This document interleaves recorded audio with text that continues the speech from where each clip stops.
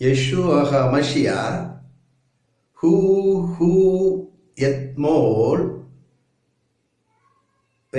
hayom leolam.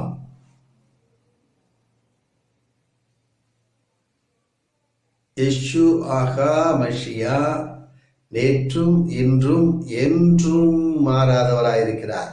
Shalom பேஷம் Yeshua HaMashiach El Shaddai யஹ்யகாஷர் யஹ்யக். இருந்தவரும் இருக்கிறவரும் வருகிறவருமாகிய சர்வ வல்லமுள்ள தேவனாகிய யெஷுவா ஹமஷியாவின் நாமத்தினாலே உங்களுக்கு சமாதானம் உண்டாவதாக. அருமையானவர்களே, நாம் கடந்த பகுதியிலே எபிரேய மொழியை வாசிப்பது எப்படி என்று பார்த்தோம். Bereshit bara Elohim et ha-shamayim ve-et ha-aretz என்கிறதான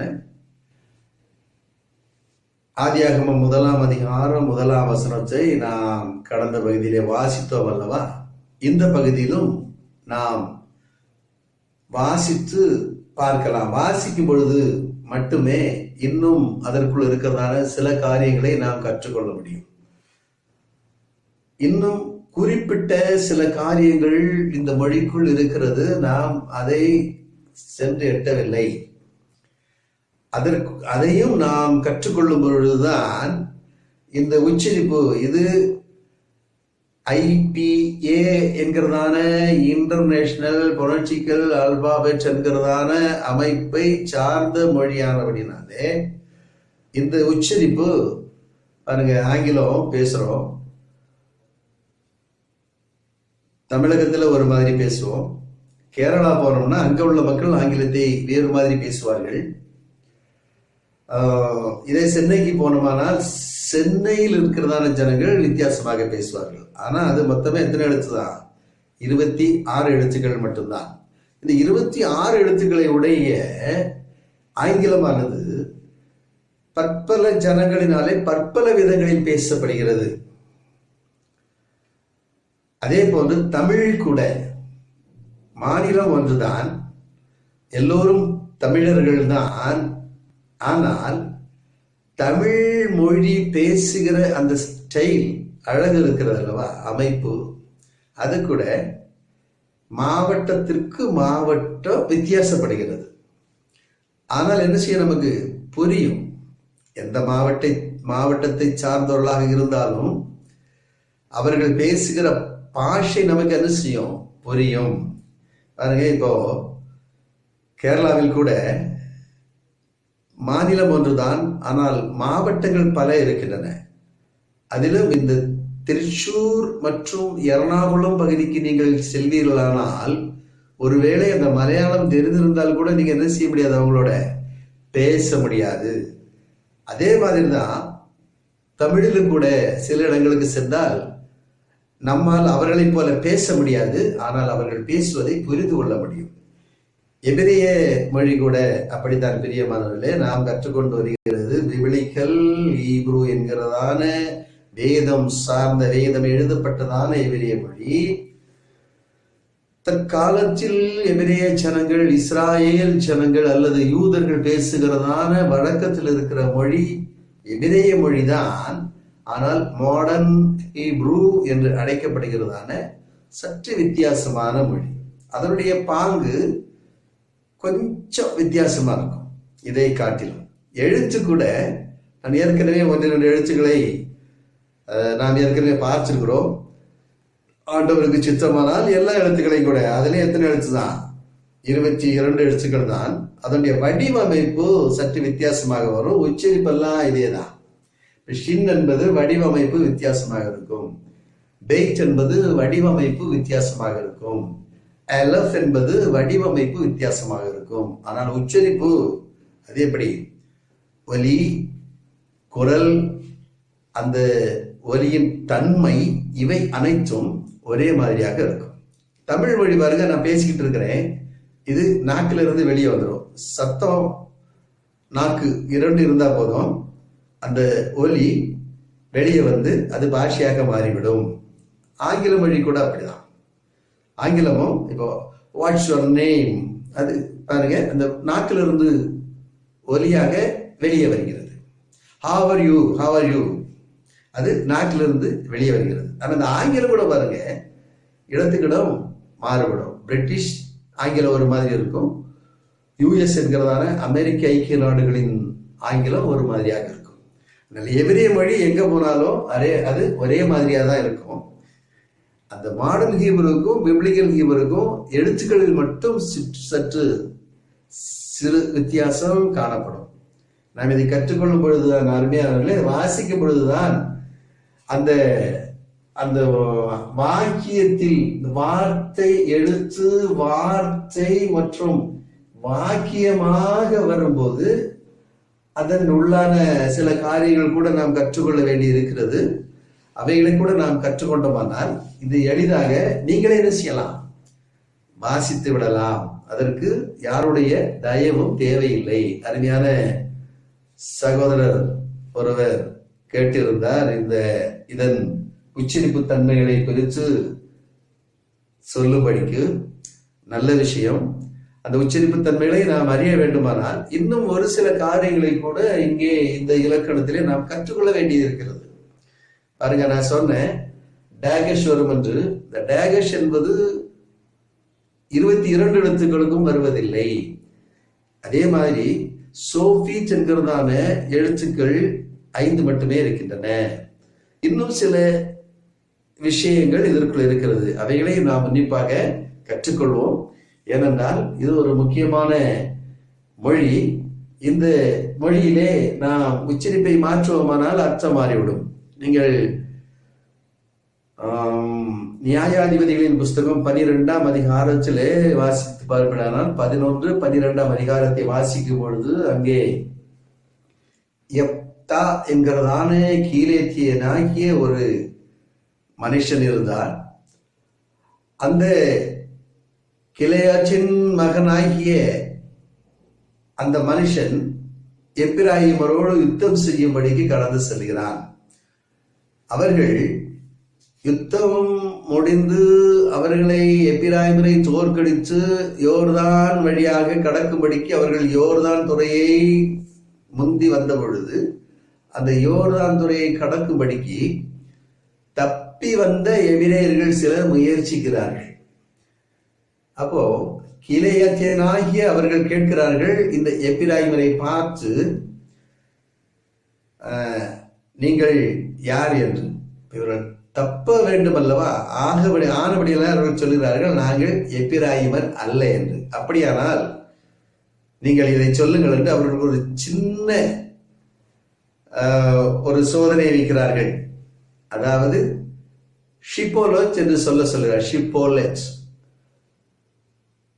அந்த எப்பிராயிமருக்கு ஷி, ஷா, எஸ், எச் வராது. எஸ் உச்சரிப்பு மட்டுமே வரும். சிப்போலேஜ். இப்ப தமிழ்நாட்டில் கூட நிறைய பேர் பழம்னு சொல்ல மாட்டாங்க, பழம். மழை சொல்ல மாட்டார்கள், மழை. பழம், மழை. இந்த மலைக்கு மழையும்பாங்க. எப்படி அது மாற்றி. அதே போல எப்பிராயிமர் எபிரேயராக இருந்தாலும் கூட அவருடைய அந்த நாளிலே உச்சரிப்பு சற்று வழக்கத்தில் மாறுபடுகிறதாக இருந்தது. இப்போ கீழையாத்தியார் சொல்றாரு, நீ ஷிப்போலேத் என்று சொல்லு. எப்பிராயிமன் சொல்றான் சிப்போலேஸ், சி போடா என்று சொல்லி அவர்களை அங்கே கொலை செய்கிறார்கள். ஒரே நாளில் கிட்டத்தட்ட 42,000 பேர் பலியாகிறார்கள். எனக்கு அருமையானவர்களே, நீங்கள் பாருங்க, நான் வாசிக்கும் பொழுது, பேதுருவை வாசிக்கும் பொழுது, பிசாசானவன் எவனை விழுங்கலாமோ என்று வகை தேடி சுற்றித் திரிகிறான். ஒரு எழுத்து போதும் நாம் தோற்று போவதற்கு. அப்போ மொழி மாற்றத்தில் ஏற்பட்ட தவறுகளினாலே எப்படிப்பட்டதான தோல்விகளை நாம் சந்திக்க கூடும். யோசித்து பாருங்கள் எனக்கு அருமையானவர்களே. ஆகவே இந்த மொழி நல்ல மொழி. இது ரெபேக்கா என்கிறதான ஈசாக்கின் மனைவிக்கு ஒப்பான ஒரு மொழி. ஏன் சொல்கிறேன் என்று சொன்னால், ஒரு சந்ததி, இந்த எபிரேய மொழியை சார்ந்த ஒரு சந்ததி இருக்கிறது. அது ரெபேக்காலில் இருந்து வந்த சந்ததி. இந்த ரெபேக்கா பேர் கூட பாருங்க, ரெபெக்காள் என்று தமிழ் வேதாகமத்திலே இருக்கும், ரெபேக்கா என்று ஆங்கில வேதாகமத்திலே இருக்கும். இரண்டுமே தவறுதான். அவள் ரெபெக்காவும் இல்ல, ரெபெக்காலும் அல்ல, அவள் ரியூகா. ரியூகா என்று சொன்னால் அது ஈசாக்கின், ஆபிரகாமின் குமாரனாகிய ஈசாக்கின் மனைவி. ரெபேக்கா என்று சொன்னால் அது யார் என்று தெரியவில்லை. ஆக இந்த மொழிபெயர்ப்பிலே பலவிதமான மிக பயங்கரமான தவறுகள் இருக்கிறது. அதை நாம் அறிந்து கொள்ள வேண்டுமானால் இதை உச்சரிப்பும் நமக்கு அவசியம். நாம் கற்று வருகிறோம், கற்றுக்கொள்வோம். பாருங்க, கடந்து செல்வோம். இந்த வசனம் இது ஷெம்மா இஸ்ரேல் யாஹ் எலோஹேனு யாஹ் எக்கார் வே ஆகப்தா எட் யாஹ் எலோஹேஹா பெஹால் லபோஹா. இது உபாகமம் 6ஆம் அதிகாரத்திலே 4ஆம் வசனம் மற்றும் 5ஆம் வசனத்தின் ஒரு பகுதி. இந்த உபாகமத்தில் இருக்கிறதான ஷெமா என்கிறதான அந்த விண்ணப்பத்தை, வேண்டுதலை, ஜெபத்தை இஸ்ராயேல் ஜனங்கள் சொல்லும் பொழுது இது அவர்களுடைய விசேஷித்த ஜெபமாக பெரும்பாலும் தினந்தோறும் கடைபிடிக்கப்படுகிறதாக இருக்கிறது. அப்பொழுது அவர்கள் அதை உச்சரிக்கும் பொழுது என்ன செய்வார்களாம், சில, அதாவது இந்த மொழியோடு தேவனோடு நெருங்கி இருக்கிற ஜனங்கள், தேவனோடு நெருங்கி இருக்கிறதான அந்த ஜனங்கள் இந்த மொழியிலான அந்த ஜெபத்தை சொல்லும் பொழுது தங்கள் 2 கண்களையும் இவ்வாறு மூடிக்கொள்வார்களாம்.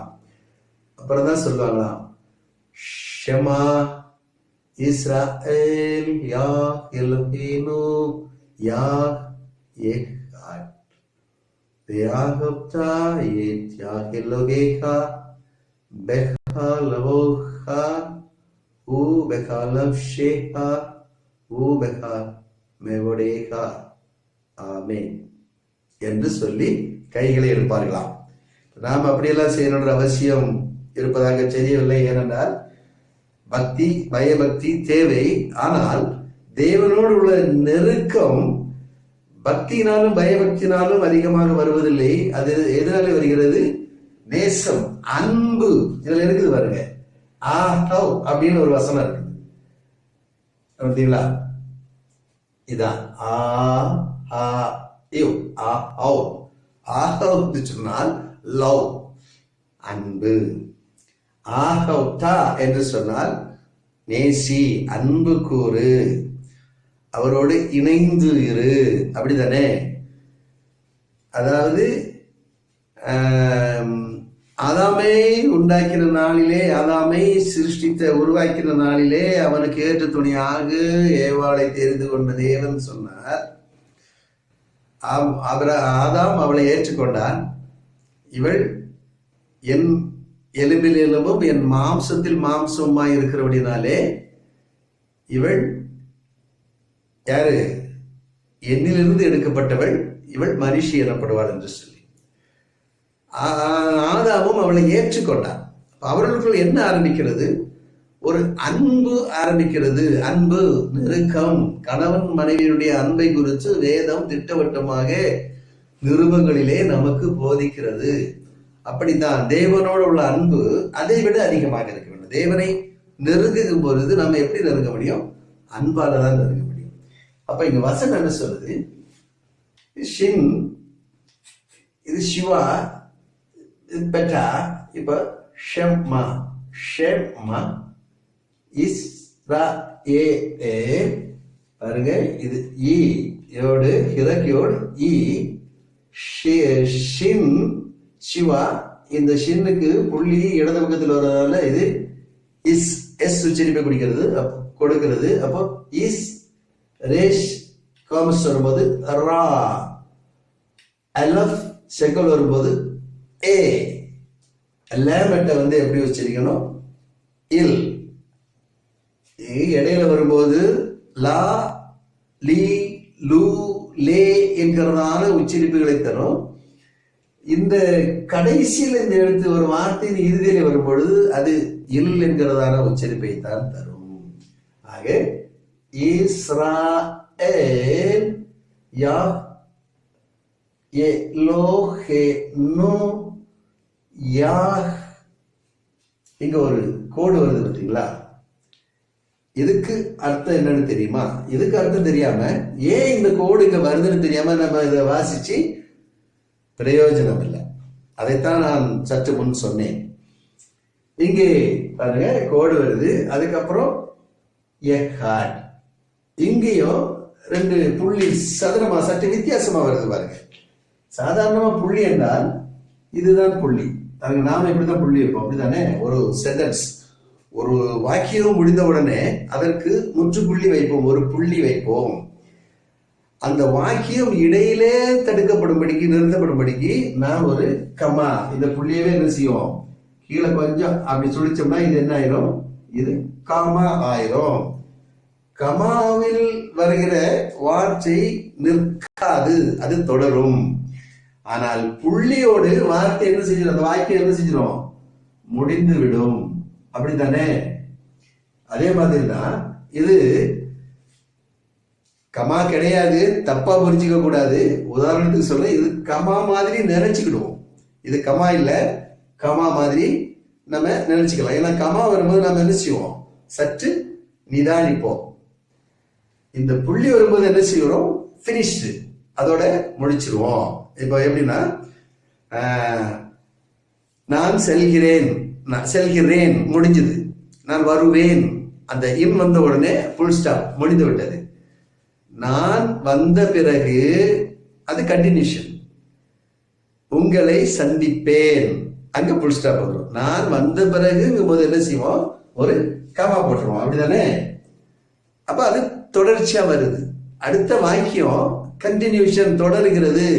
தொடரும் போது என்ன சொல்றது, நான் வரும்போது கமா உங்களை சந்திக்கிறேன் அல்லது சந்திப்பேன் அல்லது நேரில் பார்ப்பேன், அது வாக்கியம் முடிந்து விடுகிறது. அப்படித்தான் பாருங்க, இங்கே இந்த எபிரேய மொழியிலே இவ்வாறு இந்த வாக்கியம் வரும்பொழுது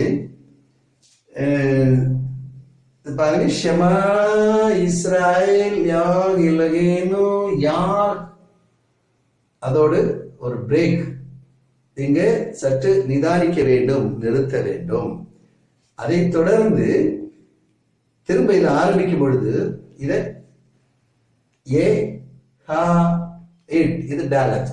ஏ ஹார்ட், ஏ ஹார்ட் என்பதை இவைகளை எலோஹீம் யா எஹாட் அப்படி வாசிக்க கூடாது. எலோஹீம் யா நிறுத்தி எஹாட், அப்படி அந்த மேல இருந்து கீழே மாற வந்துடணும். எஹாட், எஹாட் என்று ஹார்ட்னஸ், அதற்கு அந்த அமைப்பை ஒரே உச்சரிப்பாக கொடுக்கக்கூடாது. என்ன செய்யணும், ஏயில் ஆரம்பிச்சு தாழ்த்தி, அவர் ஒருவர். எஹாட் என்று சொன்னால் ஒரே ஒருவரா. there is only one God in this world whose name is Yeshua HaMashiach, nothing else. Yeshua HaMashiach என்கிறதான தேவனை தவிர அல்லது தேவனுடைய நாமத்தை தவிர வேறு எல்லாமே என்னது, போலியானவைகள். இந்த நாமம் உண்மைதான், ஆனா இது யெஷுவா மஷியாவின் முன்னிலைமையை குறிக்கிறது. இப்போதைக்கு நமக்கு உச்சரிக்கிறதான அழகான ஒரு நாமத்தை கொடுத்திருக்கிறார், Yeshua Mashiach. Yeshua Mashiach El Shaddai யஹ்யா ஷரேகிய யெஷுவா மஷியா. நான் முதல்ல சொன்ன நேற்றும் என்றும் மாறாதவராய் இருக்கிறார். நிறைய வசனங்கள் இருக்கிறது. இங்கே இதை கூட நாம் முக்கியத்துவம், அதாவது கனப்படுத்தி இந்த இடத்துல சதுரம் வருது பார்த்தீங்களா? ஏன் சதுரம் வருதுன்னு நமக்கு தெரிஞ்சிருக்கணும், அப்படித்தானே? இப்ப சதுரம் வருதுன்னு ஏன்னு தெரியலன்னா நாளைக்கு நம்ம ஒரு தப்பு செய்வோம். என்ன செய்வோம், எபிரேய மொழி எழுதுறோம்னு வைங்க, ஒரு வசனம் தான் எழுதுறோம், பைபிளை பார்த்து பார்த்து எழுத முடியல நமக்கு. இப்போ ஒரு இடத்துல பார்க்காம எழுத வேண்டிய ஒரு சூழ்நிலை. அப்போ இந்த வசனம் பாருங்க, இது ஆண்டவருக்கு முன்பாக நான் பார்க்காமல் தான் இதை எழுதினேன், ஆண்டவர் நாமத்திற்கு மகிமை உண்டாகட்டும். ஆக பார்க்காம எழுதணும்னு வைங்க. அப்படி எழுதும்போது இந்த இடங்கள் ஒரு இடத்துல வரும்போது நம்ம பிரேக் பண்ணணும். அப்ப என்ன செய்யணும்? இந்த கோடை தான் உபயோகிக்கணும். அடுத்து அந்த வாக்கியம் முடியும் பொழுது நாம புல் ஸ்டாப் நிறுத்தணும். அப்ப என்ன செய்யணும்? தமிழ்ல ஆங்கிலத்தில் வைக்கிற மாதிரி இப்படி புல் ஸ்டாப்பு வைக்க கூடாது. கமா போடலாம், கமா பிரச்சனை இல்லை, ஆனா புல் ஸ்டாப் வைக்க கூடாது, அந்த முற்றுப்புள்ளி வைக்க கூடாது. ஏனென்றால் இந்த புள்ளி என்ன ஆகிறது? இங்க ஒரு வவர் ஆகிறது, உயிரெழுத்து ஆகிறது, உயிர் உறுப்பு. இது இ சவுண்டை கொடுக்கிறபடினாலே இது என்ன செய்யணும்? இத இந்த எழுத்தோட வைக்க முடியாது, சேர்க்க முடியாது. அடுத்து பாருங்க, இப்படி வச்சிடலாமா இந்த காலம்? இது இப்படி போட்டுடலாமா என்றால் இந்த புள்ளியை இப்படியா சதுரமா வைக்கணும், இப்படி ரவுண்ட் அடிச்சிடலாமே அப்படின்னா இது என்னது? இதுவும் தவறாகிவிடும். ஏனென்றால் இதுவும் சிவா, சிவா என்றால் அது உயிரெழுத்து. ஆக உயிரெழுத்து ஆக மாறிவிட்டால் இந்த வாக்கியம் தவறாகிவிடும், அது மதிப்பற்றதாகிவிடும். ஆனபடினால அவங்க என்ன செய்யறதில்ல, இந்த சிவாவையோ அல்லது கிழக்கையோ ஒரு வார்த்தையின் இறுதியிலே மையப்பகுதியிலோ எந்த இடத்துலையுமே பயன்படுத்துவதில்லை. அடுத்து கீழே பாருங்க, இது முடிஞ்சது, இதோட புல் ஸ்டாப். இதான் அங்க உள்ள எதிரிமல்ல உள்ள புல் ஸ்டாப், இது முடிஞ்சது. இப்போ தே ஆர் ஹவ் டா எட்ஸ் யா எலோஹேஹா பெஹால் லபௌஹா. இதுல பாருங்க ஒரு கோடு வருது, அப்படித்தானே? இதுலயும் ஒரு கோடு, இப்படி ஒரு கோடு வருகிறது, பெஹால் லபௌஹா என்கிறதான இந்த இடத்துல. இதுல மட்டுமல்ல, இந்த வசனத்துடைய தொடர்ச்சி இன்னும் இருக்கிறது. பெஹால் லபௌஹா உ பெஹால் நஃப்ஷேஹா உ பெஹால் மெஹோடேஹா. அப்பதான் அந்த வசனம் பூரணமாகும். ஷமா இஸ்ராயேல் யா எலோஹீனு யா யஹாய் வே ஆகப்தா யா எலோஹேஹா பெஹால் லபௌஹா உ பெஹால் நஃப்ஷேஹா உ பெஹால் மெஹோடேகா. அப்படி சொன்னாதான் அது பூரணமாகும். சரி, இப்ப புரிஞ்சுதுங்களா? இதில் உங்களுக்கு இருக்கிற சந்தேகங்களை நீங்கள் என்னிடத்தில் திரும்ப கேட்கலாம். கண்டிப்பாக என்ன செய்ய திரும்ப சொல்லி தரப்படும். சரி, இதை படிச்சிடலாங்களா? இப்போதைக்கு இது போதும்.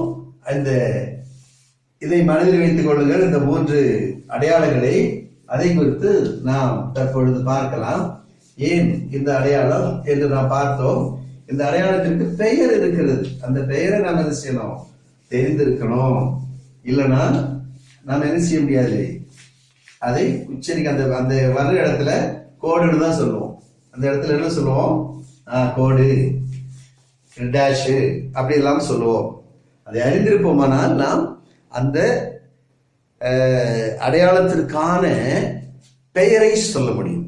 பாருங்க, இப்போ நாம பார்த்தோம், இது புல் ஸ்டாப், ஒரு எழுத்து. அதாவது ஒரு வாக்கியம் முடியும் பொழுது அதை முற்றுப்புள்ளி என்று நாம் சொல்லுகிறதான இடத்திலே இப்படிப்பட்டதான ஒரு 2 சதுரமான புள்ளிகள் அங்கே எபிரேய மொழியிலே வருகிறது.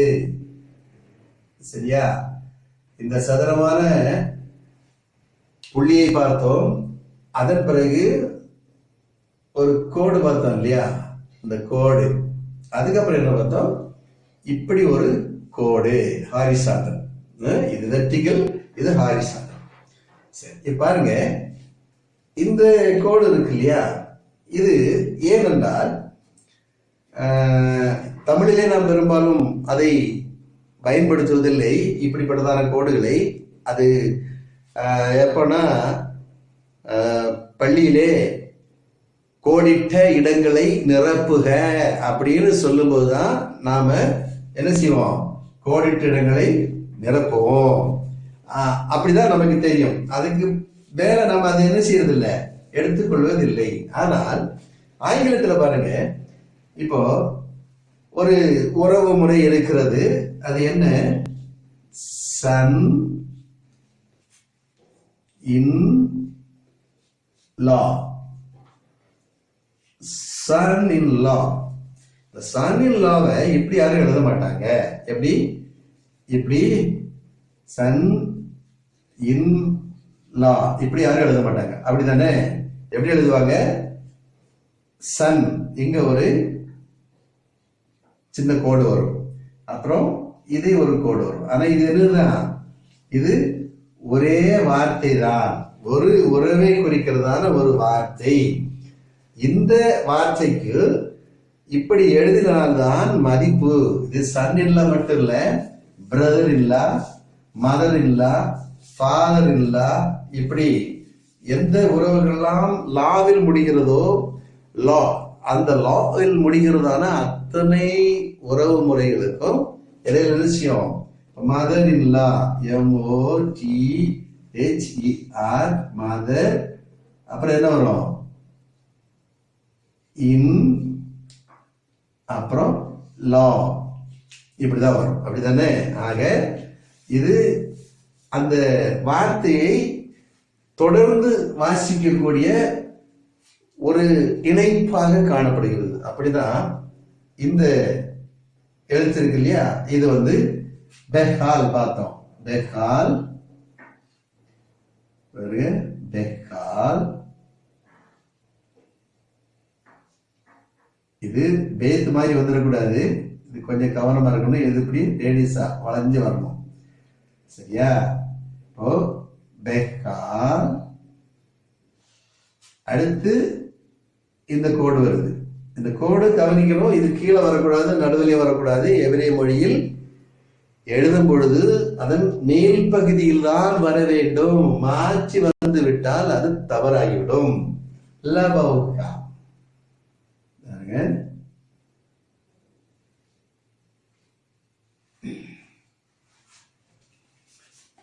லபௌகா பேஸ்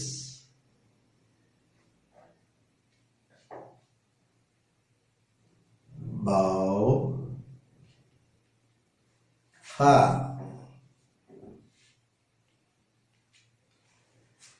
இந்த பெகா லபௌகா என்கிற இடையிலே இந்த கோடு வருகிறது. ஆனால் இது என்னதுதான்? ஒரே வார்த்தை தான்.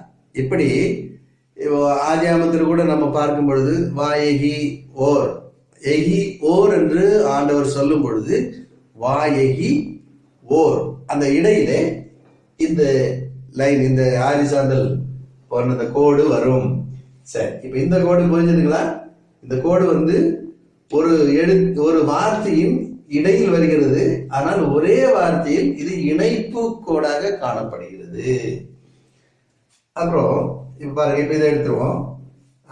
இப்போ இந்த கோடு இது இங்க வந்துச்சு. இந்த கோடு என்னன்னா, இந்த எழுத்தோட அமைப்பு இருக்கு இல்லையா, இதை விட சற்று மேலிருந்து கீழ்ப்பக்கமும் சற்று கீழாக வர வேண்டும். இப்படி வரும்போது இங்க என்ன செய்யணும்? இது பெஹால் லபௌகா. இது ஸ்டாப், பிரேக் அடிக்கணும். ஒரு சின்ன பிரேக் போட்டு அதுக்கப்புறம் மேடு பள்ளம் பார்க்கும்போது பிரேக் போடுவோம் இல்லையா, அதே மாதிரி இது ஒரு மேடு அல்லது பள்ளமா நினைச்சுக்கோங்க. வரும்போது பெஹால் லபௌகா கண்டினியூஷன் தான். ஆனா ஒரு சின்ன பிரேக், நிறுத்தி திரும்ப தொடர வேண்டும். அந்த எகாட்டுக்கு மட்டும்தான் தாழ்மையாய் அவ்வளவு, அதாவது தேவன் ஒருவரே, உன் தேவனாகிய கர்த்தர் நான் ஒருவரே என்று வேதம் சொல்லுது. கர்த்தர் என்பது தவறு. கர்த்தர் என்கிற இடத்திலே அவருடைய பெயர் வருகிற இடத்துல எல்லாம் என்னன்னா, அந்த மொழிபெயர்ப்புல சாத்தானானவன் வஞ்சித்து விட்டான். இந்த பெயர் எங்கெல்லாம் வருதோ இங்கெல்லாம் என்ன சொல்லப்பட்டிருக்குன்னா, கர்த்தர் கர்த்தர் என்று வந்து விட்டது. அது ஆங்கில பைபிள்ல பாத்தீங்கன்னா இப்படி பெரிய இடத்துல லார்டு என்று எழுதியிருக்கும். ஆனால் லார்டு கிடையாது, கர்த்தரும் கிடையாது. அவர் யாரு? யார் ஆகிய தேவன் லார்டாவது இல்லை. ஏனென்றால் அவர் சர்வ வல்லமுள்ள தேவன். சரி, இப்ப இந்த வார்த்தை புரிஞ்சதுங்களா? இந்த 3 எழுத்துக்களும் இந்த 3 அடையாளங்களுக்கும் பெயர்கள் இருக்கிறது. இது 3 அடையாளம் இதுதானே. இதுதான் நாம இப்போ அந்த வார்த்தையை இணைக்கிறதாக காணப்பட்டோம். இது அந்த வார்த்தையிலே நிறுத்தி வாசிக்க வேண்டியதாக கண்டோம். இது அந்த வாக்கியத்தை முடிக்கிறதான இடத்திலே வருகிற முற்றுப்புள்ளியாக நாம் அறிந்தோம். இதுக்கு ஒவ்வொன்றுக்கும் ஒரு பெயர் இருக்கிறது. பாருங்க, இதுக்கு ஒரு பெயர் இருக்குது. என்ன என்று சொன்னால்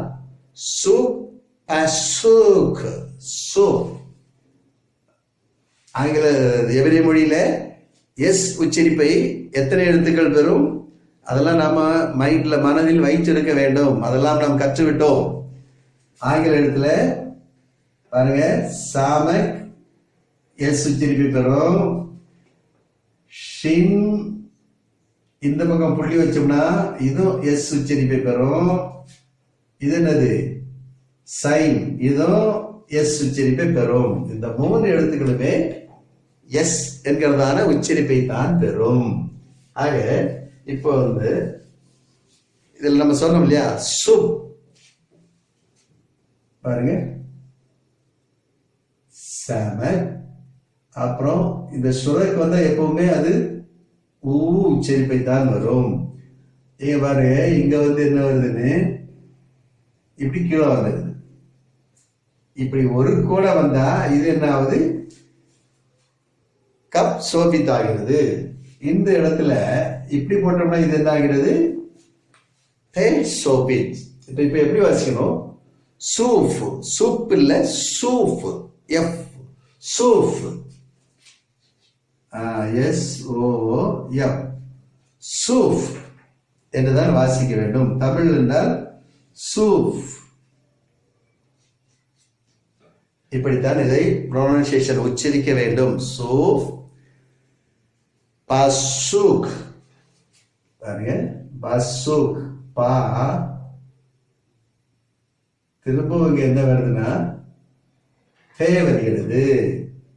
பா சுக். அப்புறமும் சாமக். சாமக். திரும்ப சூக் என்ன வரணும்? இந்த அதே உயிர் எழுத்து தான் இங்கே வரணும். இக். இந்த இடத்துல என்ன வருதுன்னா கோஃப் வருகிறது. நாம் ஏற்கனவே கற்றிருக்கிறோம். கோஃபு, கஃப். கஃப் அண்ட் கோஃப் இரண்டுக்குமே கா என்கிறதான உச்சரிப்பை தருகிறதான ஒரு வரைமுறை உண்டு. இந்த கோஃப் எப்பவுமே இது காவைத்தான் கொடுக்கும். கோஃப் எந்த இடத்துல பார்த்தாலும் இது என்னதுதான்? கா தான் வரும். ஆனா கஃப் இது காவாகவும் வரும், இது காவாகவும் வரும். கா அண்ட் கா இதெல்லாம் நம்ம பார்த்துட்டோம். திரும்பவும் ஞாபகப்படுத்துகிறேன். இப்ப இது என்ன ஆகி போச்சு? சூஃப் பசுக். பசுக் என்று சொன்னால் அது இந்த அடையாளத்தை குறிக்கிறது. பாருங்க, இந்த கஃப் கோஃப் இருக்கு இல்லையா, கோஃப் இந்த எழுத்தை விட்டு கொஞ்சம் கீழே வர்றது தவறு இல்லை. இது இவ்வளவு நீளம் வரணும்ன்றல, ஆனா கொஞ்சம் நீண்டு இந்த இந்த அளவை விட சற்று கீழே வர்றது தவறு இல்லை. ஏனென்றால் இப்ப இது கா என்ற உச்சரிப்பை பெற வேண்டுமானால் இந்த காமன்ஸ் இருக்கு இல்லையா, காமன்ஸ் இங்க போடலாம். இது இங்க போடக்கூடாது. இங்க போட்டா அளவு என்ன ஆயிரும்? மாறிடும். அதனால இந்த எழுத்து இது அமைப்பு சற்று வித்தியாசமாக இருக்கிறபடினாலே இந்த கோடு சற்று கீழ் நோக்கி வருகிறதாக இருக்கிறது. சரி, புரிஞ்சுதுங்களா? புரியலன்னா கேளுங்க, திரும்பவும் நாம அதை ஞாபகத்துக்கு கொண்டு வரலாம். இப்போ சூஃப் பசுப்ப. இப்போ என்ன போச்சு? இது என்னது? இது இப்படி போட்டா பே, அப்படித்தானே? இதோடைய வச்சிருந்து என்னதான்? எஃப் தான். ஆனா இதுல டேகேஷ் வரும்போது இது பி ஆகி விடுகிறது. டேகேஷ் இல்லைன்னா இது எப்படி? எஃப். இது என்னது? எஃப். இது பி டேஷ் வந்துருச்சு, பி ஆகிடும். இதைத்தான் நாம் பார்க்க வேண்டும். இதில் ஒரு 6 எழுத்துக்கள் இருக்கின்றன. இவ்வாறு அந்த ஒலியை மாற்றுகிற எழுத்துக்கள். அதை நாம் வரும் நாட்களிலே வரும் பகுதிகளில் பார்ப்போம். அடுத்தது பாருங்க, இந்த கோடு இருக்கு இல்லையா, இந்த கோடுக்கு ஒரு பெயர் இருக்கிறது. இது சூஃப் பாசூக். இது என்னன்னு சொன்னா பாருங்க, இந்த கோடு பெசக்.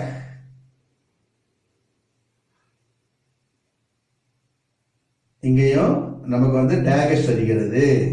டேகஷ் வந்துச்சுன்னா அது என்ன ஆகிறது, பா பி உச்சரிப்பு ஆகிறது. பெசக் பெட்டா. இங்கே அதே மாதிரி ஒரு என்னது, அதுக்கப்புறம் பசக் சாமக். அதன் கீழே திரும்பவும் இதை கூட நாம கவனத்தில் வைக்கணும். இந்த உயிரெழுத்துக்கள் வருகிறது அல்லவா, இது கீழ்ப்பக்கம் தான் வரும். பசக் இது ஓரளவு நேராக இருக்க வேண்டும். ப பசக். இங்கேயும் திரும்பவும் என்ன வரும், இதே மாதிரி ஒரு கோஃப் தான் வருகிறது. பசக் இது பேரு பசக். இது சுப் பசூஃப். அடுத்தது இதற்கு ஒரு பெயர் இருக்கிறது. இது பேர் என்னது பாருங்க, நான் சொன்னேன், நாம் கற்றோம் அல்லவா, ஒரு வார்த்தையை இணைக்கும்படிக்கு இடையிலே வருகிறதான ஒரு கோடு என்று.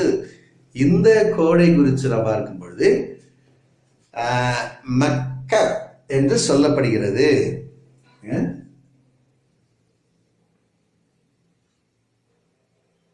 மின் திரும்பவும் இங்க வந்து அதே கோஃப் தான் வருகிறது. மெக்கப். கே உச்சரிப்புக்கு என்ன வரணும்,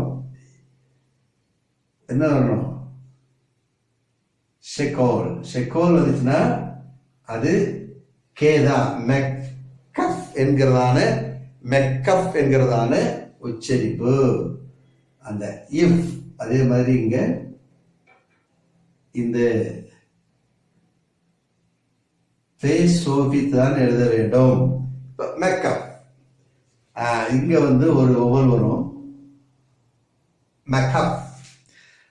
மெக்கப் என்று சொன்னால் ஒரு வார்த்தையை இணைக்கிற கோடாக மாறுகிறது. பசக் என்று சொன்னால் அது வார்த்தையை நிறுத்தி வாசிக்கக்கூடிய கோடாக காணப்படுகிறது. சுபசோக் என்று சொன்னால் அது புல் ஸ்டாப், ஒரு வார்த்தை முடிகிறதாக இருக்கிறது. வார்த்தையின் முடிவிலே வருகிற ஒரு அடையாளமாக இருக்கிறது. இதை நன்றாக புரிந்து கொள்ளுங்கள். இதை குறித்து ஏதாவது உங்களுக்கு விளக்கம் இன்னும் தேவைப்பட்டால் நீங்கள் கமெண்ட் பாக்ஸிலே கமெண்ட் செய்யுங்கள். நாம் அதை பாடமாக நாம் இதை நடத்தும் பொழுது எல்லோரும் அறிந்து கொள்ளும்படிக்கு நாம் இங்கே இந்த கரும்பலையிலே அதை புரிந்து கொள்ளத்தக்கதாக நாம் திரும்பவும் கற்றுக்கொள்ள ஏதுவாக இருக்கும். தொடர்ந்து இந்த எபிரேய மொழியை உங்களுக்கு தெரிந்தவர்களுக்கு ஷேர் செய்யுங்கள், அவர்களும் கற்கட்டமே. நன்றாக கற்றுக்கொள்ளுங்கள். உச்சரிக்கும் தன்மை குறித்து நாம் இன்னும் அழகாக நாம் பார்க்கலாம். இன்னும் சில இது பாருங்க, இப்ப இந்த அடையாளத்தை போல இன்னும் சில காரியங்களை கூட நாம் கற்க வேண்டியது இருக்குது. இது தெரியாம நம்ம என்ன செய்ய முடியாது, வாசிக்க முடியாது. இப்ப இதை தெரிஞ்சுக்கிட்டோம். இப்ப இது வந்துச்சுன்னா இதுதான் இந்த இடத்துல, இது வந்துச்சுன்னா இது இப்படித்தான், இது வந்து இப்படித்தான் என்கிறதான ஒரு உணர்வு, ஒரு அறிவு நமக்கு வந்து விட்டது. ஆகவே எனக்கு அருமையானவர்களே, தொடர்ந்து இந்த மகத்தான தெய்வீக மொழியாகிய எபிரேய மொழியை நாம் சேவையாய் கற்றுக்கொள்ளும்படிக்கு நம் ஆண்டவராகிய யெஷுவா மஷியாதாமே கிருபை செய்வாராக. நம் ஆண்டவராகிய யெஷுவா மஷியாவின் கிருபை நம் அனைவரோடு இருப்பதாக. ஆமேன், ஆமேன்.